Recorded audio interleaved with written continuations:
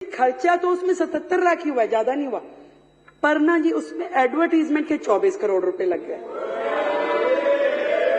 मतलब एक योजना जो धरातल पे आई नहीं, जिसका आपने इतना गुणगान कर दिया, 24 करोड़ रुपए खर्च दिए कि दवाई बनाएंगे, पसारे देंगे, पड़ोसी राज्यों को देंगे, पराली खत्म हो जाएगी, हुआ कुछ नहीं। और ये 25 करोड़ रुपए भी जोड़ लीजिए खाते में। फिर मैंने पूछा एयर पोल्यूशन में और क्या किया, कह रहे जी स्मोक टॉवर लगवाए। मैं कहा कितने? कह रहे एक। अच्छा भैया एक लगा, कहाँ लगा? कह रहे वो कनाट प्लेस में लगा था। मैं कहा कितना खर्चा हुआ? कह रहे जी खर्चा उसमें 22 करोड़ रुपए हुआ। ठीक है, अरे सुनिए ना, हम भी तो कुछ बोल रहे हैं। तो 22 करोड़ रुपए हुआ। मैं कहा एडवर्टीजमेंट में, क्योंकि हर एक में बंधा हुआ है ना एडवर्टीजमेंट, तो गैलर के जैसे चल रहा है यहाँ। कह रहे जी 6 करोड़ रुपए। तो मैं कहा जी चल रहा है, वो काम कर रहा है? नहीं नहीं, वो तो 1 साल में ही बंद हो गया था। तो यानी कि 22 जमा 6, ये 28 करोड़ भी जोड़ लीजिए, जो कि आपकी सरकार ने केवल वेस्टेज ऑफ मनी की, दिल्ली की जनता का पैसा बर्बाद किया। फिर मैंने पूछा कि और क्या काम हुआ? कह रही जी ऑड इवन भी किया था, बहुत बढ़िया योजना थी। मैं कहा उस पर खर्चा क्या हुआ? खर्चा कुछ नहीं हुआ जी। मैं कहा अरे वाह, एक काम तो निकला जिस पे खर्चा हुआ ही नहीं। मैं कहा खर्चा नहीं हुआ, ये अच्छा किया। तो ऑड इवन में फिर क्या हुआ? कह जी थोड़ा एडवर्टीजमेंट पे हुआ था। मैं कितना हुआ? कह रहे जी एडवर्टीजमेंट में 19-20 में तो हुआ 11 करोड़, 20-21 में हुआ 16 करोड़, और 21-22 में हुआ 26 करोड़। वो योजना जो ऑड इवन गाड़ियां, किस बात का खर्चा भाई? आपने एक संदेश देना था कि जी आप ऑड इवन, जिसका रिजल्ट कुछ नहीं निकला, जिसका फायदा कुछ नहीं हुआ, परंतु उस पे आपने जोड़ना। आतिशी जी जरा मेरा, अब तो समझ ही रही हैं। तो ये सारा खर्चा जो पिछली सरकार ने केवल एडवर्टीजमेंट पे खर्च किया, कमाल ही है, कमाल।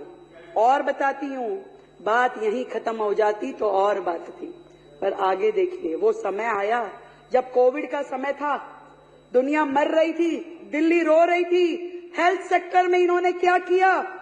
कोविड अवेयरनेस के प्रोग्राम किए। 19-20 में 13 करोड़, 20-21 में 80 करोड़, 21-22 में 84 करोड़। एक बेड नहीं दिया गया इनसे, एक सुविधा नहीं दी गई इनसे, दिल्ली वालों के लिए कोई काम नहीं किया गया इनसे, पर एडवर्टीजमेंट पे करोड़ों रुपए खर्च दिए। ये है आपदा की सरकार। उसके बाद सुनिए, अरे संजीव जी सुन लीजिए, हमने आपके लिए सुना भी और आपके लिए शेर भी लिखा, सुन लीजिए।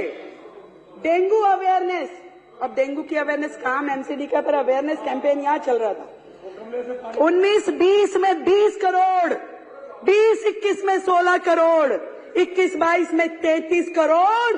ये डेंगू की एडवर्टीजमेंट का खर्चा है, जिसमें आपने काम कुछ भी नहीं किया, सिर्फ एडवर्टीजमेंट का खर्चा है। और सुनिए, करने वाला जो काम था, दिल्ली में कोविड से जो लोग मरे, जो आर्थिक सहायता उनको दी जानी चाहिए थी, कितने लोगों को दी? मात्र 97 लोगों को, 97 ओनली। क्या दिल्ली में, मैं आपसे पूछना चाहती हूँ, कोविड से केवल 97 लोग मरे थे जिनको आपने मदद दी? उनको आपने 97 लोगों को जो मुआवजा दिया, उसके ऊपर भी आपने एडवर्टीजमेंट का खर्चा किया 17 करोड़ रुपए। 17 करोड़ रुपए जोड़ लीजिए, कुछ शर्म के साथ में जोड़िए सरकार के ये सारे खर्चे। एजुकेशन के बहुत सारे हेड तो आशीष जी ने बता दिए, फिर भी छोटे छोटे मैं बोलती हूँ। जो योजनाएं आपकी थी, बिजनेस ब्लास्टर में खर्चा किया 54 करोड़, और उस पे एडवर्टीजमेंट की 90 करोड़। देश के मेंटोर खर्चा किया 1 करोड़ रुपए, और उस पे एडवर्टीजमेंट करी 28 करोड़ रुपए की। हैप्पीनेस करिकुलम जिसमें खर्चा किया 20 करोड़ रुपए, नहीं खर्चा कुछ नहीं किया, ये ऐड है, सॉरी, ऐड की 11 करोड़ की और 20 करोड़ की, और उस पे खर्चा किया 3 करोड़ रुपए। देशभक्ति करिकुलम देशभक्ति करिकुलम, 11 करोड़ की एडवर्टीजमेंट, खर्चा कुछ नहीं। क्यों? क्योंकि ये तो खाली सेशन थे, पीरियड्स, क्लास के जो होते हैं ना, पहला पीरियड, दूसरा पीरियड, तीसरा पीरियड, और वो पीरियड्स एक दिन में, एक क्लास में, आप सब भी स्कूल गए हो, ये भी गए हैं, एक दिन में ये पढ़े लिखे लोगों की सरकार 3 एक्स्ट्रा करिकुलर एक्टिविटी, एक हैप्पीनेस, एक बिजनेस क्लस्टर, एक देशभक्ति। अरे भैया 7 पीरियड्स में से 3 आपने दे दिए, बंदा पढ़ेगा कब? बच्चा पढ़ेगा कब? पढ़ेगा नहीं तो फेल ही होगा। जिन 1.5 लाख बच्चों को आपने बाहर किया, तो आपने ना केवल फंड की चोरी की, आपने दिल्ली की जनता की ये समय की चोरी भी की, उनकी पढ़ाई की भी चोरी करी, भविष्य के बच्चों के भविष्य की भी चोरी करी। एक और बताती हूं, दिल्ली स्पोर्ट्स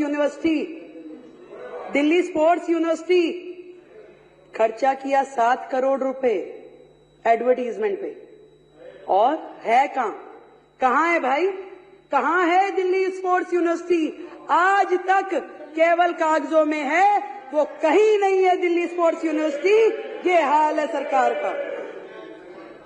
एक थी Delhi skill and entrepreneur university, 25 crore रुपए एडवर्टीजमेंट का खर्चा, कहां है? कागजों में, कहीं नहीं पहुंची, एक कदम भी नहीं बढ़ी योजना। 25 करोड़ रुपए और 36 डिग्री एडवर्टीजमेंट, कहां? सोशल मीडिया पे भी करेंगे, अखबारों में भी करेंगे, वो भी देश भर में करेंगे, और उसके बाद में चैनल्स पे भी होगा, उसके बाद में हर जगह योजना, गुणगान, स्वयं स्तुति, खुद ही अपना पूरा गुणगान करते रहते थे। क्लासरूम की कहानी आपने बताई दी, पर क्लासरूम जितने बने, पहले कमरा बना 15 लाख रुपए में, फिर वो हो गया 25 लाख में, फिर हो गया 45 लाख रुपए में। एक कमरा 45 लाख का। अब वो देख के आने भाई, वो कमरे देख के आने जो 45 लाख में बने।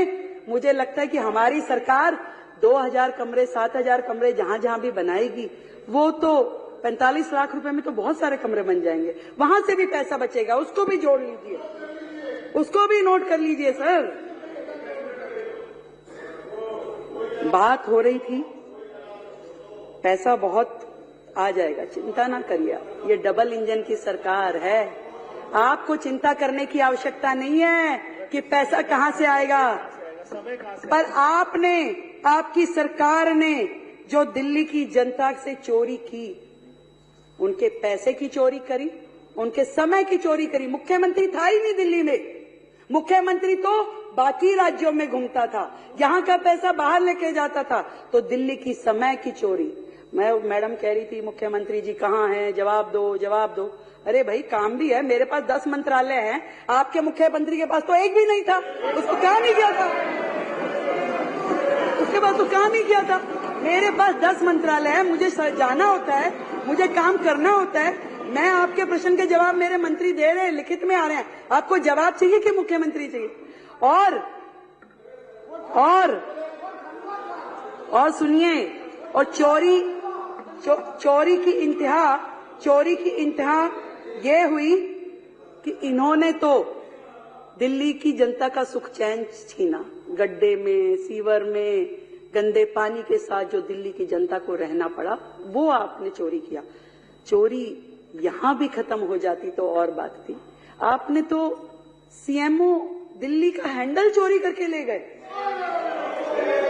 सीएमओ दिल्ली के 3 हैंडल चोरी करके ले गए। अरे हमें कंप्लेंट करनी पड़ी, 1 महीना संघर्ष करके उन हैंडल्स को वापस लेके आए। अरे ऐसी भी क्या आदत लग गई चोरी की भाई, ऐसी भी क्या आदत लग गई चोरी की।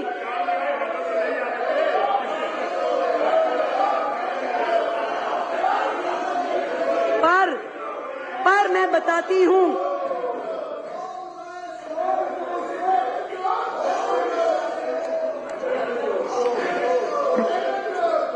चलिए कोई नहीं, होता है। देखिए, इन्हीं विघ्नों के साथ हमें ये सरकार चलानी पड़ेगी। आप समझिए कि जब तक ये लोग ये नहीं समझ जाते कि जनता ने इन्हें एक और मौका दिया है यहाँ बैठने के लिए, और नहीं तो अगली बार हर्ष वो होगा जो आपके साथी यहाँ पे नहीं है, कहीं ऐसा ना हो अगली बार आप भी नजर ना आए। इसलिए जनता के प्रति आपकी जो जवाबदेही है उसको याद रखिए। इतना मैं कहना चाहती हूँ। इस बार बजट की इस चर्चा में जो मुझे अच्छे सुझाव लगे साथियों के, वो मैं जरूर इसमें जोड़ना चाहूंगी कि यमुना पार विकास बोर्ड जो भाई अभय जी ने और बाकी साथियों ने कहा, उसको हम अपने इस बजट में था पहले, पर वो रिवाइव करके उसको कामगार करेंगे, उसको चालू करेंगे। दूसरा, दिल्ली की सभी मंडियां हमारे भाई राजकुमार जी ने और बाकी साथियों ने मुझे कहा था, वो पॉइंट हमसे कहीं लिखने में रह गया।